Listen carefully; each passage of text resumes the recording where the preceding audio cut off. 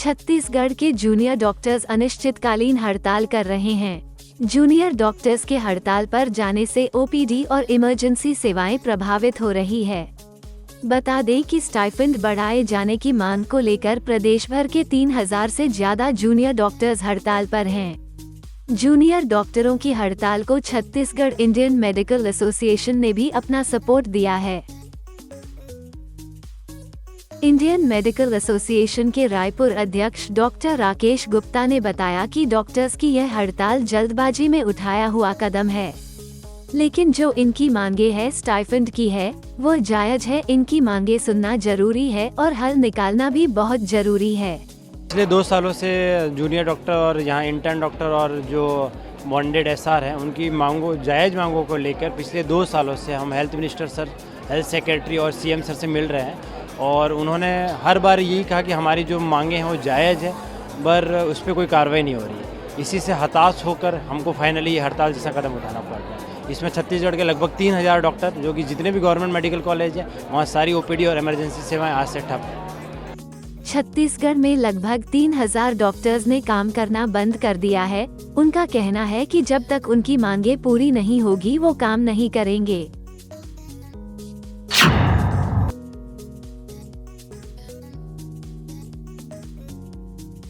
अमेठी के मुसाफिरखाना कोतवाली क्षेत्र के कस्थुनी पूरब 4 लाइन पर लखनऊ से सुल्तानपुर की तरफ जा रही डीसीएम रॉन्ग साइड से आ रही ईंट से लदी ट्रैक्टर ट्रॉली से टकरा गई।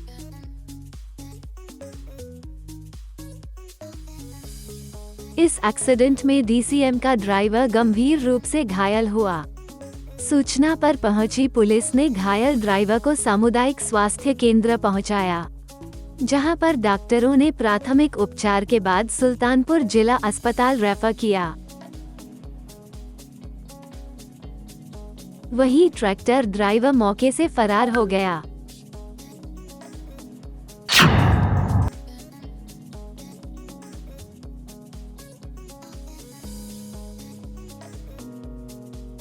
उत्तर प्रदेश के जनपद मुरादाबाद के हिंदू पीजी कॉलेज में बुर्का पहनकर पहुंची छात्राओं को कॉलेज में एंट्री नहीं मिली।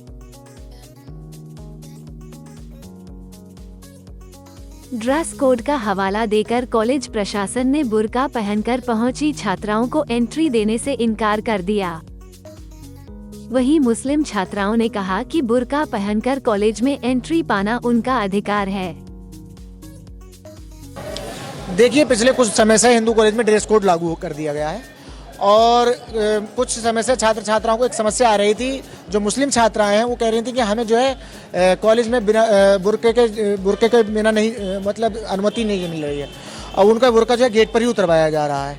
तो हम लोग आज प्रिंसिपल महोदय से ज्ञापन के माध्यम से हम लोगों ने जो ज्ञापन के माध्यम से एक मांग उठाई है कि जो मुस्लिम छात्र छात्राएँ हैं उनको क्लासरूम तक जो है बुर्के में जाने की अनुमति प्रदान की जाए।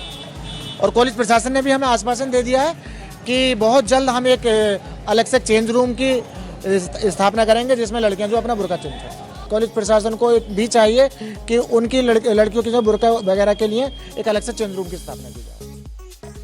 महिलाओं के समर्थन में हिंदू कॉलेज के छात्र नेता व सपा के जिला अध्यक्ष असलम चौधरी सामने आए और उन्होंने छात्रों की तरफ से हिंदू कॉलेज महाविद्यालय को एक ज्ञापन सौंपा और मांग की गई कि छात्राओं के लिए अलग से एक रूम बना दिया जाए जिसमें वो अपना बुर्का उतारकर क्लास में जा सके।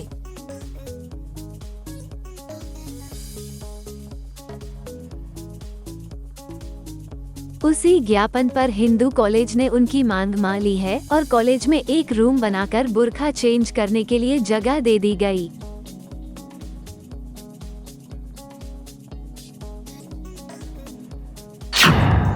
वो बेटियां जो शेरनियों की तरह दहाड़ती हैं, दंगल में, कुश्ती की रिंग में, आज जंतर मंतर पर बैठकर जब उनकी आंखों से आंसू निकलता है तो सरकार की ये खामोशी अपने आप में निंदनीय ही नहीं, अपने आप में और बहुत गंभीर और गहरे सवाल खड़ा करती है। कांग्रेस की प्रवक्ता सुप्रिया श्रीनेट ने आज भारतीय महिला पहलवानों के शोषण पर बीजेपी पर जमकर निशाना साधा। वो बेटियां जो शेरनियों की तरह दहाड़ती हैं, दंगल में, कुश्ती की रिंग में, आज जंतर मंतर पर बैठकर जब उनकी आंखों से आंसू निकलता है तो सरकार की यह खामोशी अपने आप में निंदनीय ही नहीं, अपने आप में और बहुत गंभीर और गहरे सवाल खड़ा करती है। क्योंकि कटघरे और सवालों के घेरे में रेसलिंग फेडरेशन ऑफ इंडिया के चीफ भाजपा के सांसद बृजभूषण सिंह जरूर हैं, लेकिन उससे ज्यादा आज कटघरे में प्रधानमंत्री मोदी खड़े हैं। और ये मैं बिना रीजन के नहीं बोल रही हूं, ये एक पैटर्न है। विनेश फोगट जी ने अपनी पहले दिन की प्रेस कॉन्फ्रेंस में कहा था कि उन्होंने अपने परिवार के साथ जाकर 2021 के अक्टूबर महीने में मोदी जी को सारी असलियत से वाकिफ कराया था। उन्होंने सच बताया था और अपनी जान पर होने वाले हमले का अंदेशा भी जाहिर किया था। और मोदी जी ने कहा था नहीं तुम्हें कुछ नहीं होगा।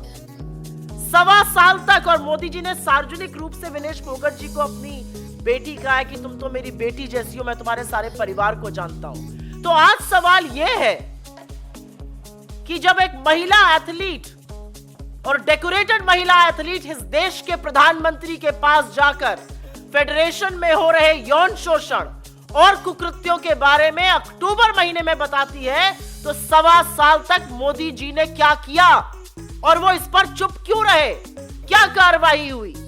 मंत्री सांसद अभी भी अपने पद पर बरकरार है, कोई इंटरनल इंक्वायरी नहीं हुई, कोई सवाल जवाब नहीं पूछा गया। और हम ये क्यों ना पूछें कि इस सरकार का पैटर्न है, ये बड़े बड़े आक्षेप और बड़े बड़े आरोप लगते हैं, उसके बाद कटघरे में इनके मंत्री, इनके सांसद खड़े होते हैं, लेकिन बेशर्मी के चलते और थेथरई के चलते ये सरकार उनको पद से बर्खास्त नहीं करती। ये हमने अजय मिश्रा टेनी के केस में भी देखा था, जो आज भी मंत्री बने हुए हैं, और बृजभूषण सिंह के केस में भी हम देख रहे हैं। मेरा सवाल यह है कि देश के प्रधानमंत्री ने अक्टूबर 2021 के बाद विनेश फोगट जी का कहना है उनको सब कुछ बताया, उसके बाद वो शांत क्यों रहे?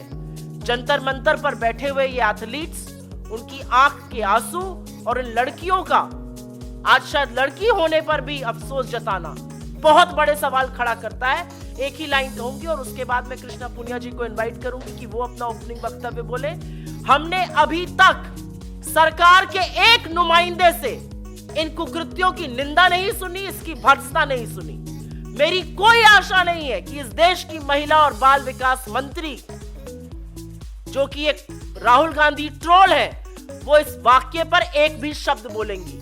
भाजपा में कुलदीप सिंह सेंगर हुए, भाजपा में चिन्मय आनंद हुए, भाजपा में अंकिता ठाकुर का कातिल बैठा है, भाजपा में लखीमपुर चीधरण के लोग बैठे हैं। ये क्या है भाजपा का चाल चरित्र और चेहरा? और क्या बेटी बचाओ वाकई में भाजपा से बेटी बचाओ का नारा था? क्योंकि ये सारे नारे आज पूरी तरह से खोखले हैं। क्या बेटी बचाओ और क्या खेलो इंडिया? आपके जो ध्वजवाहक है स्पोर्ट्स के, वो जंतर मंतर पर बैठकर ये बोल रहे हैं हमें यौन शोषण के लिए मजबूर किया जा रहा है। ये बात प्रधानमंत्री को पता है और इस बात पर पर्दा गिराया जा रहा है।